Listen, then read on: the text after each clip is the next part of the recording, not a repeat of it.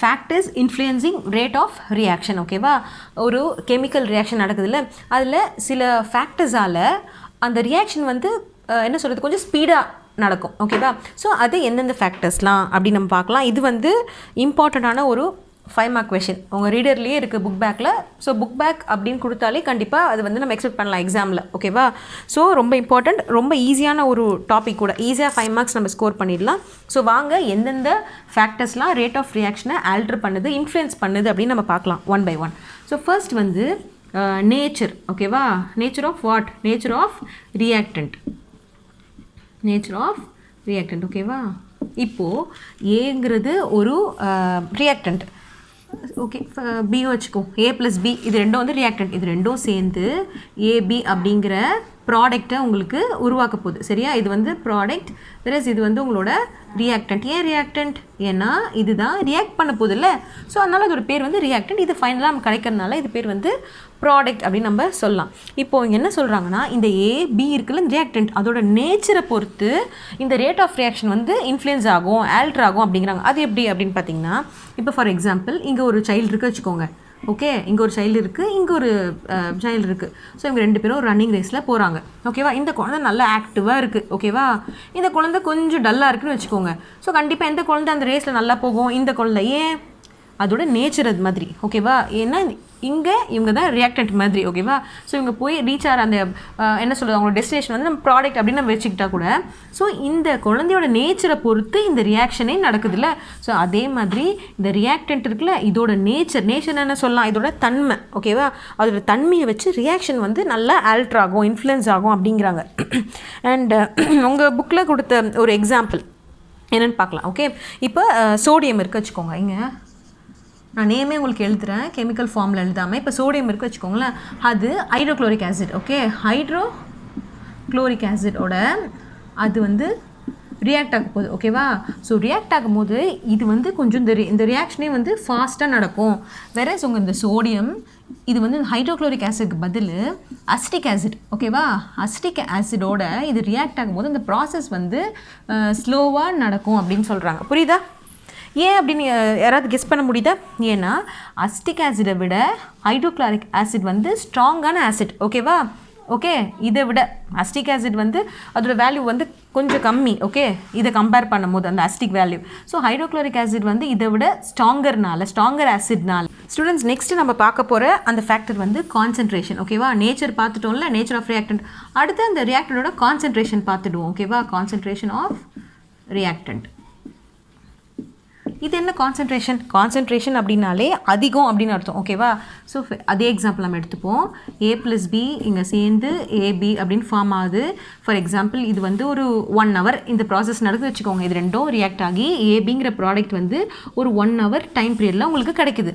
So இங்கே என்ன பண்ணலாம், ஃபார் எக்ஸாம்பிள் இங்கே ஏங்கிற ஒரு காம்பவுண்ட் வந்து ஒரு 50 grams எடுக்கிறோம் வச்சுக்கோங்களேன். உங்களுக்கு எக்ஸாம்பிளுக்கு தான் சொல்கிறேன். ஓகே, ஸோ இதே இங்கே வந்து இந்த அமௌண்ட்டை நம்ம ஓகே இதை அதிகப்படுத்துகிறோம்.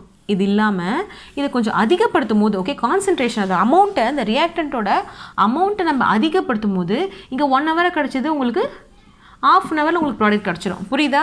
ஸோ இந்த ரியாக்டண்ட்டோட அமௌண்ட்டை சேஞ்ச் பண்ணுறது மூலயமா, ஸோ அமௌண்ட் சேஞ்ச் பண்ணது என்னது, அதை ரொம்ப கான்சன்ட்ரேட்டாக ஆக்கிடுறோம். ஓகேவா, அப்படி ஆக்கும்போது கண்டிப்பாக உங்களோட ரியாக்ஷன் வந்து ஃபாஸ்ட்டாக நடக்கும். ஓகே, இது வந்து செகண்ட் ஃபேக்டர். அது கூடவே தேர்ட் பார்த்துடலாம். தேர்ட் வந்து டெம்பரேச்சரால் ரியாக்ஷன் மாறுமான்னு கேட்டால் ஆமாம், கண்டிப்பாக. இதுக்கு நம்ம புக்கில் போகிறதுக்கு முன்னாடி நம்மளை சுற்றி நடக்கிற ஒரு எக்ஸாம்பிள் நம்ம பார்த்துக்கலாம். நம்மளே வந்து ஒரு காஃபி வச்சுருக்கோம் வச்சுக்கோங்களேன், அதில் சுகர் போட்டிருக்கோம். ஓகேவா, ஸோ நீங்கள் ஒரு நார்மலாக ஒரு கூலாக இருக்கிற ஒரு பாலில் வந்து ஒரு காஃபி பவுடர் போடுங்க. அதே வந்து இங்கே வந்து கொஞ்சம் ஹாட்டாக இருக்குது. ஓகேவா, மில்க்கு, இந்த ஹாட்டாக இருக்கிறதுல சுகரை போடுங்க. ஸோ எதில் ஃபஸ்ட்டு கரையும்? சூடான பாலில் இருக்கிற சக்கரை தான் வந்து ஃபஸ்ட்டு நமக்கு கரையும். வேறஸ் நம்ம ரொம்ப சில்லுன்னு இருக்கிற பாலில் போட்ட சுகரோ இல்லை காஃபி எனிதிங், ஓகேவா, அது வந்து கொஞ்சம் ஸ்லோவாக தான், இதை கம்பேர் பண்ணும்போது ஸ்லோவாக தான் கரையும். ஸோ இதுலேருந்து உங்களுக்கு என்ன புரியுது? அப்போ டெம்பரேச்சர்னால என்னது, ஹீட்டு தானே. Okay, heat. அப்போது டெம்பரேச்சர் அதிகமாகச்சு அப்படின்னா அந்த ரியாக்ஷனும் என்ன ஆகும், ரியாக்ஷனோட ஸ்பீட் கூட அதிகமாக ஆகும். புரியுதா? ஓகே, ஏன் அது அப்படின்னு சில பேருக்கு டவுட் வரலாம். எதுக்கு மேம் டெம்பரேச்சர் அதிகம் பண்ணால் எப்படி மேம் இந்த ரியாக்ஷன் ஃபாஸ்ட்டாக நடக்கும் அப்படின்னு பார்த்தீங்கன்னா, ஹீட்டை நீங்கள் ரியாக்டன்ட், ஓகே, அந்த ரியாக்டன்ட் கிட்ட ஹீட்டை நீங்கள் என்ன சொல்கிறது அப்ளை பண்ணுறீங்க ஓகேவா, இதுதான் ரியாக்டன்ட் வச்சுக்கோங்க. ஓகே நோ ப்ராப்ளம், இதே பார்த்துக்கலாம். ஸோ இது ரியாக்டன்ட் அப்படிங்கும்போது இது ரெண்டும் வேணாம், இங்கே ப்ளஸ் வேணாம், ரெண்டும் ஒரு காம்பவுண்டாக இருக்குது, சேர்ந்து இருக்குன்னு வச்சுக்கோங்க. அப்போ நீங்கள் ஹீட்டை நீங்கள் அப்ளை பண்ணும்போது இதான ரியாக்டன்ட் இந்த பக்கம் உள்ளது, இந்த பக்கம் நீங்கள் அப்ளை பண்ணும்போது ஹீட்டை அப்ளை பண்ணும்போது அதில் இருக்கிற பாண்ட்ஸ் எல்லாம் வந்து ஸ்பீடாக உடைய ஆரம்பிக்கும். புரியுதா? ஓகே, ஏன்னா இந்த டெம்பரேச்சர் மூலமா இங்கே கிடச்ச எனர்ஜி வச்சு இங்கே பாண்ட்ஸ் எல்லாம் வேகமாக உடைய ஆரம்பிக்கும். ஸோ பாண்ட்ஸ் எல்லாம் வேகமாக உடைஞ்சாதானே உங்களுக்கு புதுசாக ஒரு ப்ராடக்ட் கிடைக்கும். ஓகே, ஸோ அதுதான் டெம்பரேச்சரோட ஒரு என்ன சொல்கிறது ஒரு முக்கியமான ஒரு பங்கு. ஓகே, ரேட் ஆஃப் ரியாக்ஷனை ஆல்ட்ரு பண்ணுறதுல. ஸ்டூடெண்ட்ஸ், ஃபோர்த் ஃபேக்டர் வந்து ப்ரெஷர். ஓகேவா? ஸோ எப்படி ப்ரெஷர் அப்படின்னு கேட்டிங்கன்னா, இப்போ நம்ம ரியாக்டன்ட் இருக்கா A+B, ஓகே சேம் அதே எடுத்துப்போம். இது வந்து ரியாக்டன்ட், இங்கே வந்து உங்களுக்கு AB கிடைக்குது வச்சுக்கோங்க. ஓகே நோ ப்ராப்ளம், சேம் அதே நம்ம எக்ஸாம்பிளில் கூட பார்க்கலாம். ஸோ இது வந்து இந்த ரியாக்டன்ட் வந்து கேஸாக இருக்குது அப்படின்னா, புரியுதா?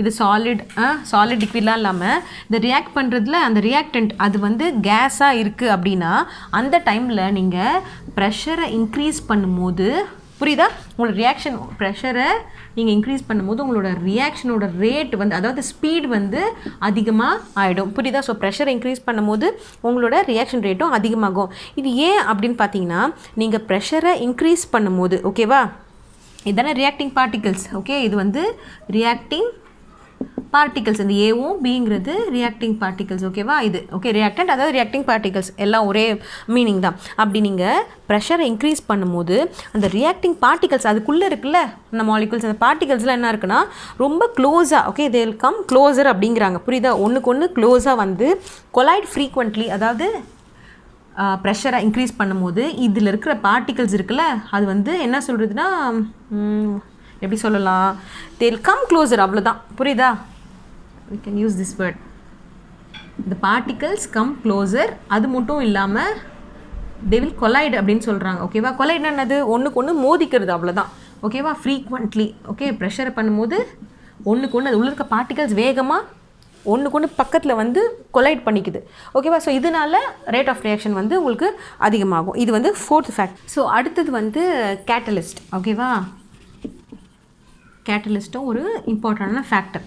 இந்த கேட்டலிஸ்ட் போகிறதுக்கு முன்னாடி ஒரு எக்ஸாம்பிள், நம்மளை சுற்றி நடக்கிற ஒரு எக்ஸாம்பிள் சொல்லி இதை நான் புரிய வைக்கிறேன் உங்களுக்கு.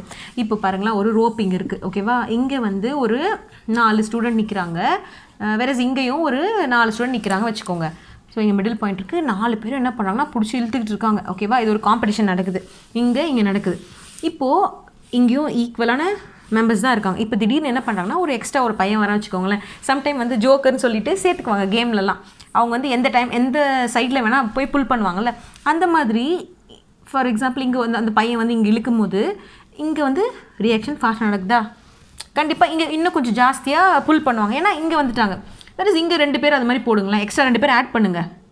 பட் இவங்களை வந்து கவுண்டில் எடுத்துக்க மாட்டாங்க. இந்த கேமில் இந்த ஜோக்கர்ஸாக இருக்காங்களா இவங்களை வந்து கேமில் என்ன சொல்கிறது கன்சிடர் பண்ண மாட்டாங்க. இவங்க 4 பேர் தான் மெயினான ரியாக்டன்ட். ஓகேவா? பட் இவங்க ஒரு ஜோக்கர்ஸ் மாதிரி இவங்க ஆட் பண்ணுறது மூலமாக இந்த கேம் வந்து ஆல்ட்ரு ஆகும். புரியுதா? ஸோ அதே இந்த கான்செப்டை நம்ம அப்படியே கெமிக்கல் ரியாக்ஷனுக்கு நம்ம என்ன பண்ணலான்னா அப்ளை பண்ணலாம். என்னென்னா கேட்டலிஸ்ட் அப்படிங்கிறது வந்து ஒரு சப்ஸ்டன்ஸ். ஓகே, இந்த சப்ஸ்டன்ஸ் என்ன ஆகும் அப்படின்னு பார்த்தீங்கன்னா ஜஸ்ட் வந்து இட் இன்க்ரீஸ் தி ஸ்பீட், அவ்வளோதான். Speed of what? Speed of chemical reaction நடக்கிறதுல அந்த ஸ்பீடை மட்டும் இன்க்ரீஸ் பண்ணும். பட் இது இந்த ரியாக்ஷனில் கன்சியூம் ஆகாது. புரியுதா? For example A+B, okay AB நடக்குது. ஓகே, ஸோ இங்கே ஃபார் எக்ஸாம்பிள் இங்கே ஏதோ ஒரு கேட்டலிஸ்ட் இங்கே ஆட் பண்ணது மூலமா உங்களுக்கு வேகமாக நடந்துடும். 1 ஹவரில் நடக்கிற ப்ராசஸ் இது ஆட் பண்ணுறதுனால ½ அன் ஹவரில் உங்களுக்கு இந்த ப்ராசஸ் கிடச்சிடும். பட் இங்கே இது வந்து ப்ராடக்டில் வராது. இந்த கேட்டலிஸ்ட் ஆட் பண்ணிங்கல்ல அது இந்த ரியாக்ஷனில் எங்கேயுமே கன்சியூம் ஆகாமல் அது அப்படியே தான் இருக்கும். புரியுதா? இந்த ப்ராடக்டில் இது கண்டிப்பாக இருக்காது. புரியுதா? ஜஸ்ட் ஸ்பீடை மட்டும் இன்க்ரீஸ் பண்ணி விட்டுரும். ஸோ உங்கள் ரீடரில் கொடுத்த எக்ஸாம்பிள் ஒன்று பார்க்கலாம். Potassium chlorate. ஓகேவா? ஸோ பொட்டாசியம் குளோரேட் என்ன ஆக போகுது அப்படின்னு பார்த்தீங்கன்னா டீகம்போஸ் ஆக போகுது. டீகம்போஸ்னால் என்ன சொல்கிறது, அதில் இருக்க பாண்ட்ஸ்லாம் உடஞ்சி ஒரு புது காம்பவுண்ட் வந்து ஃபார்ம் ஆக போகுது அப்படின்னு அர்த்தம். அதாவது இது என்னவா மாறும் அப்படின்னு பார்த்தீங்கன்னா பொட்டாசியம் குளோரைடா. ஓகேவா? Potassium chloride and plus oxygen case வந்து உங்களுக்கு ஃபார்ம் ஆக போகுது. இதுதான் எக்ஸாம்பிள். ஓகேவா? உங்கள் ரீடரில் கொடுத்தது. So potassium chlorate potassium chloride plus oxygen கேஸாக டீகம்போஸ் ஆகி நடக்கும். பட் இது வந்து ரொம்ப என்ன சொல்கிறதுனா ரொம்ப ஸ்லோ ப்ராசஸ் அப்படிங்கிறாங்க. ஸ்லோ ப்ராசஸ்னால் ரொம்ப என்ன சொல்கிறது நிறைய டைம் எடுத்து தான் இது வந்து இதுவாக மாறும், அதாவது ரியாக்டன்ட் வந்து இந்த ப்ராடக்டாக மாறும். பட் இங்கே என்ன பண்ணுறாங்க அப்படின்னு பார்த்தீங்கன்னா மேங்கனீஸ் டை ஆக்சைடு, ஓகே இங்கே எழுதுகிறேன், okay manganese di oxide, okay. So இது என்ன பண்ணுறாங்கன்னா ஜஸ்ட் தூக்கி இந்த ரியாக்ஷனில் போடுறாங்க, அவ்வளோதான், வேறு ஒன்றும் அவங்க பண்ணல.